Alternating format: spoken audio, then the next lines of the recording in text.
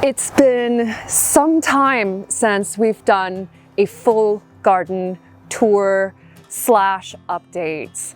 And in the middle of winter, it can be a little bit difficult to get outside at times. And I too have been sat inside watching rain and wind whip across the garden, sometimes feeling like I should be outside and sometimes glad that I have a little bit of time to rest. And it doesn't really feel like we have done much, but actually we have, as you can see in the garden back behind me. So today I'm going to show you progress with the home garden. I'm going to show you what we've been planting, what we've been installing. I'm going to take you around the back of the house. We're going to look at some of the projects back there. There is a big project that's going to be over here in this flat area as well. And I'm going to take you to the allotment garden, which has been relatively quiet over the winter, but I thought we could have a look around, see if we can see anything starting to come up, and also talk about a communal project that we have happening there as well.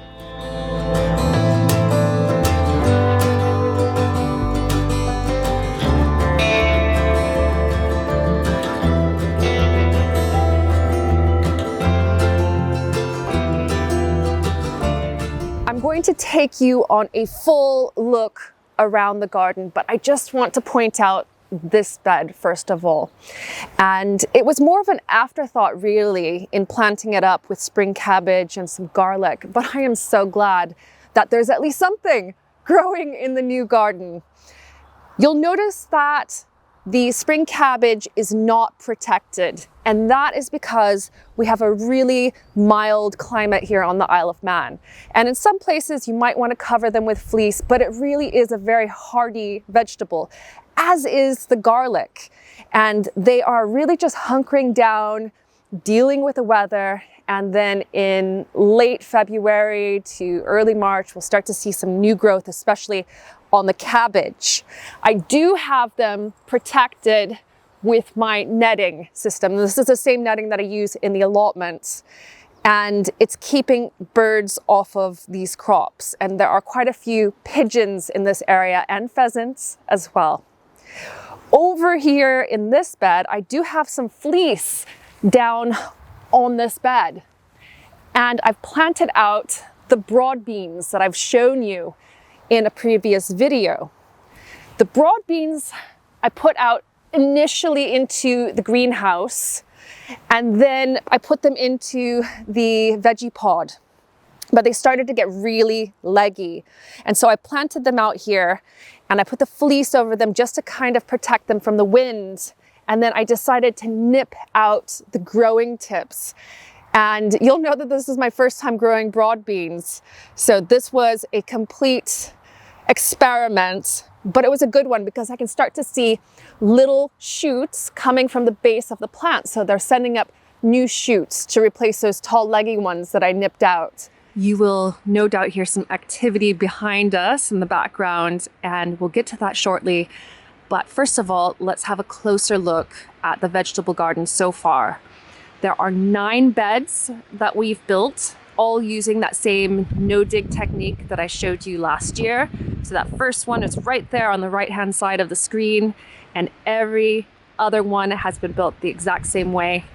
And you just saw 2 of them already have crops growing in them.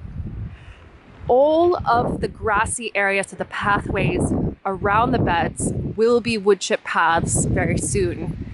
And I think I showed you how we constructed those in a previous video, but I'll just show you again. I use heavy duty fabric, landscaping fabric, put that down directly on the grass, and then just pile wood chip on top. And the reason I use this stuff is that it lasts a long time. And that means that when the time comes to replace the wood chip, I can literally lift it up and all the compost comes off and I can use it. Now, down at the bottom, the main minaret trees are in, the archways are planted up, and this is going to be the living bottom boundary of the veg patch. And then beyond this line of trees will be more gardening space. And that is all kind of being discussed and replanned at the moment, but there will be a pond down here and more trees. And I will get to the polytunnel that I had in the original garden plan in a little bit as well. So we can see the line of trees. These are minaret trees again. They grow as cordons, so they'll grow all the way up to the tops of those poles. And those poles are really important in keeping them upright and give them structure. And the trees that are planted around these arches are going to be trained over. And once they reach and have created a lovely arch, I'll take that metal archway out. Now, over here on this side of the garden, there is a line of wood chip. And this is a mulch that we've laid down for the beginnings of a new edible hedge. When I say edible hedge, all of the plants that are planted along here, and you can see them by the little white tags, they produce fruit or nuts that we can use, but also wildlife. And there are elder, hazel, crab apples, sloes, and cherry plums planted here. And they're very close together. You can see that. They are probably about a foot, I think actually 11 inches apart, which seems very close, but this is going to create a really dense hedge. And this is how they're planted. Now, we dug them straight into the soil, but there is a lot of grass and weeds growing here. And so we've put down a type of fabric, landscaping fabric, that biodegrades. It is made out of cornstarch and produced by a UK company called Mulch Organic. And after 3 or maybe 5 years, it will break down fully. And in the meantime, it's going to kill off the weeds and the grass underneath. And this partially composted wood chip will add nutrients and help to weigh down that fabric and help give this edible hedge a good start. I haven't really spoken about this flat area up here behind the house much. And to be perfectly honest, it has given us a little bit of a headache as to what to do with it, because it is relatively flat, but it's built up with hardcore. We live on a slope here. And there's also this bank here as well, which I had originally thought to plant up with native flowers and maybe a hedge at the back and taking up this entire area here. Now, originally in my garden plan that I shared last year, I had a polytunnel down there in the garden. But after going back and forth and thinking about placement and what we really want to get out of the garden and the house, and also easy access, we decided to put in planning permission for a polytunnel here, and it has been accepted. Yes, we do have to put in planning permission for polytunnels here, and probably in other areas as well. It will be different from place to place, and we just wanted to do everything, you know, dot all the I's, cross all the T's, make sure that there's no issues with any of the neighbors or anything like that. It's important to look into that. But we got the approval. The polytunnel is ordered and it is arriving in about a month's time, and we'll be putting it up, and there'll be an entire kind of introduction video to the polytunnel at that point. And it is a very special type of polytunnel. Not very many people have them, and very, very well suited to the climate here on the Isle of Man. And I cannot wait to have that installed and to show you.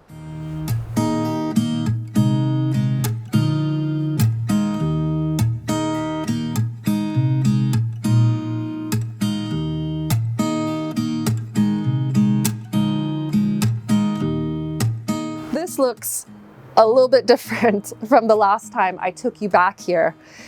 There used to be a deck, and we moved into this house last April, and there was an existing deck here covered in artificial grass which a couple of you have commented on. That was not me. That is not my thing.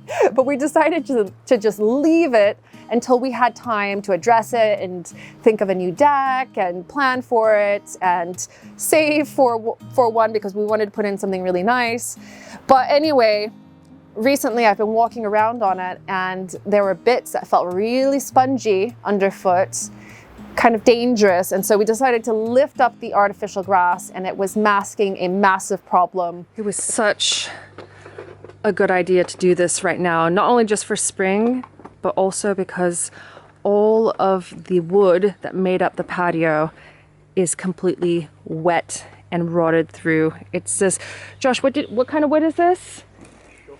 Shutter ply. It's basically the stuff that you would use to board up windows that have been broken. It's just temporary wood. And as you can see, it is absolutely soaking through.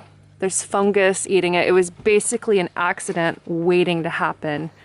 Fortunately, we were able to find a joiner as well, someone to help out. So my friend John Dog, who you'll know from the basket weaving series I have here on the channel, he is coming with a buddy of his tomorrow and helping us to put in a new deck. And it's a composite decking solution. So the planks are made out of a mixture of forestry certified timber and recycled plastic, and it is super durable. It's going to look nice, it's going to be safe, and it's guaranteed for something like 30 years. And so we didn't really want to do this project right now. We wanted to wait, but had no choice. But the great thing will be that we'll have a fantastic new patio here for spring and summer, and a place to put more plant pots. The guys have been here for a few days now, and they started by kitting out the framework to not only cover that space in front of the greenhouse, but all the way across that sunken area. So effectively our deck is probably more than double the size now. And then they've been laying the composite material on top, and have a look at it now. Such a huge space, and it has really made a difference because now we can use the space. We were just really coming out using a little bit of that patio, not really using the sunken area at all. And now we have a really nice place to put our patio set and for me to put more plant pots. Let's go have a look. So this is that recycled plastic and timber composite material. There's a nice step down to the greenhouse there. And this slope on the side of the greenhouse, could never really use it because it was just too steep. So we never walked back this way. And now it has a really gentle slope down to that step. You can walk up and over it. Veggie pot is down there still for the moment. Whew, it's cold out here. And then there are steps down here. And we hope to put a wood store back here. Haven't quite decided just yet. Quite a bit to do still in the main part of the garden. But this is going to be incredible. We're going to be out here all the time. We're so pleased. It's chaos back here at the moment. There's stuff all over the place. It's really doing my head in. I really like, as you probably know, a really tidy garden. I can't even get in the greenhouse right now, but it's fine because I don't have much going on in here. There's a lot of containers in here and plants that I've really just been trying to keep just lightly moist through the winter. The glass house is giving them some protection over the winter. And again, it's pretty mild here, so I don't heat it or anything like that. Now, this is going to be a seed propagation area very soon, but until then, it is a place for holding plants that just need a little bit of extra protection. I do, however, have some seeds on the go in the house. Right now, there are no seeds being started in the greenhouse. Next week, I will be sowing onion seeds. But here in the house, I have a Growlight Setup, and I have a few different crops that need a long time to mature on the go here. And they include eggplants, called aubergines in the UK, and also some peppers. I have a pepper called Hedgerow 8. I think I'm pronouncing that correctly. It's a Chinese variety of pepper, literally developed in space, and it is a heavy producer. Never grown it before. I also have from Baker's Creek the eggplant Mitoyo, and then you can see aubergine moneymaker in the back. I live between two worlds, and they're all doing really well. At this time of the year, young plants need a lot of light. So you really do need to supplement it with grow lights if you're going to start plants really early. And I have 2 of these grow lights, and there's a little bit more information on them here. So this is a box. We just got it down from the attic, and I'll be setting this one up as soon as I have more seedlings on the go. Now I have a few other things here. These are yacon. I've never grown them before. Type of perennial root vegetable. So I got it from the exact same place as I've gotten my oca. One has started to sprout. The other 2 are a little bit behind. And speaking of oca, I have some of the pink oca that I've been saving and growing from year to year up here. But I also have purchased a new color. These are orange oca, and they should taste fairly similar, but they're just a really nice color. So a little bit of a new addition and a new treat for the veg patch. And this is new for me as well. A lot of the pellets that we use to start off seeds, so they expand into that, a lot of them are made out of peat, and peat is really destructive to the environment, and I'm very conscious of that, and I have tried to get rid of everything peat out of my garden over the years. But this company is now producing these little jiffy pots, but they're not jiffy pots, they're made out of coconut husk. So they're made out of coconut core. And so far, they're doing the job just the same way as the old-fashioned stuff. Directly below the grow lights, I have an electric propagator. And you'll notice there is an electrical cable winding out to the side there.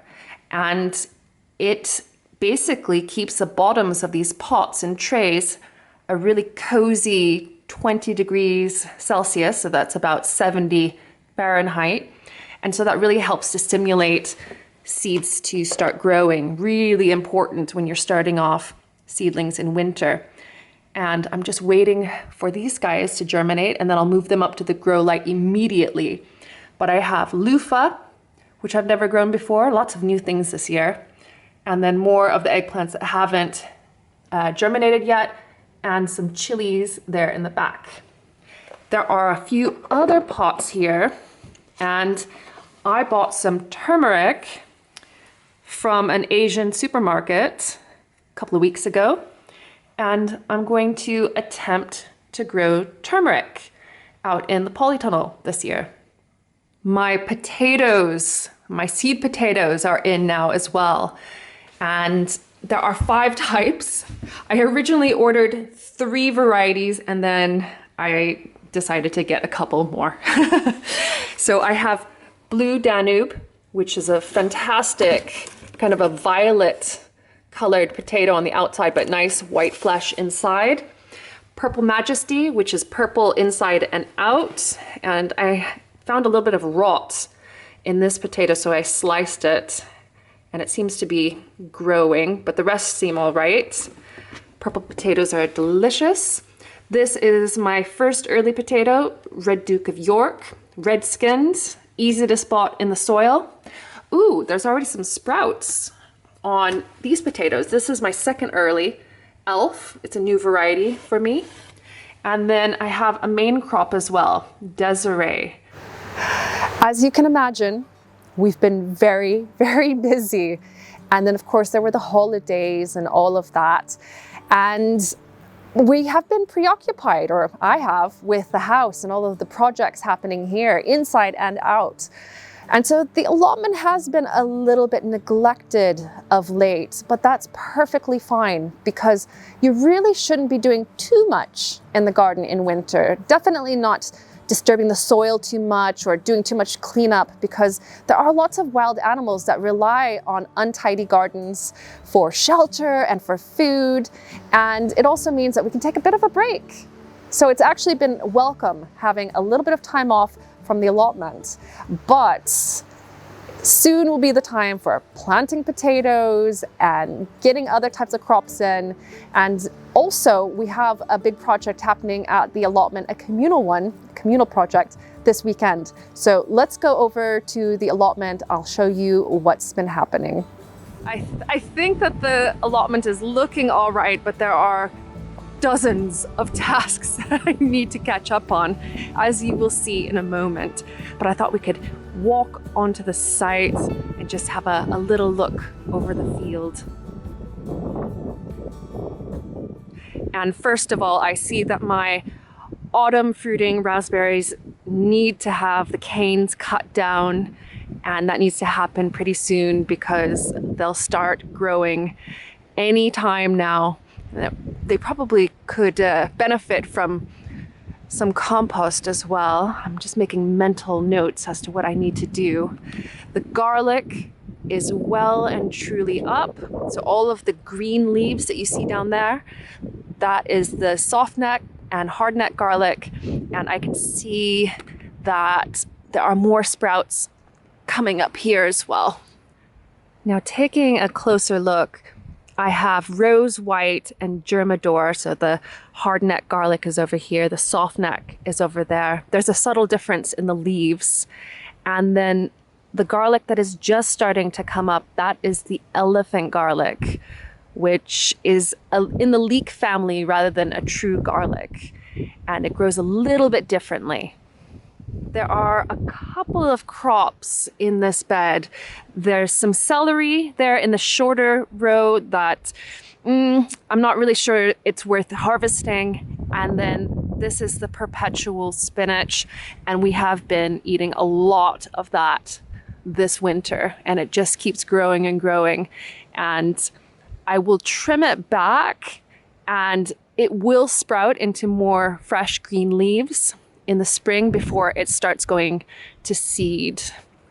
Now, as far as the rest of the allotment, I need to prune down these old stems of the English lavender. You can see all the spindly bits coming up from the top.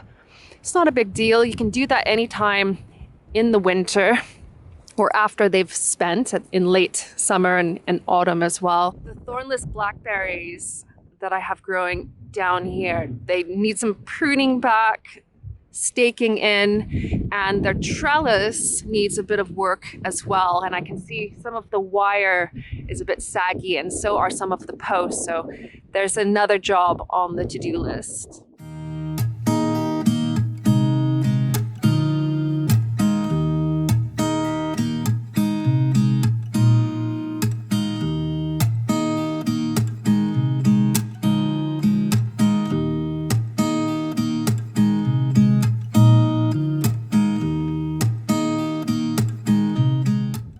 Towards the end of this month, I think I'm going to set aside an entire day and just get the allotment ready for spring. So get the beds tidied, put some new compost on them, sort out the wood chips for the paths, and just basically tackle this. But in the interim, I am going to be helping with a communal project here at the site. So let's go down and have a look, and I'll tell you a little bit more about that. A couple of months ago, we had to put in some drainage around the shed up at the top, and the guys that were working on that and had the mini digger thought, well, let's come down and dig a hole for a pond, because we've been talking about putting in a communal pond for the association on and off for some time now. And so they dug this hole.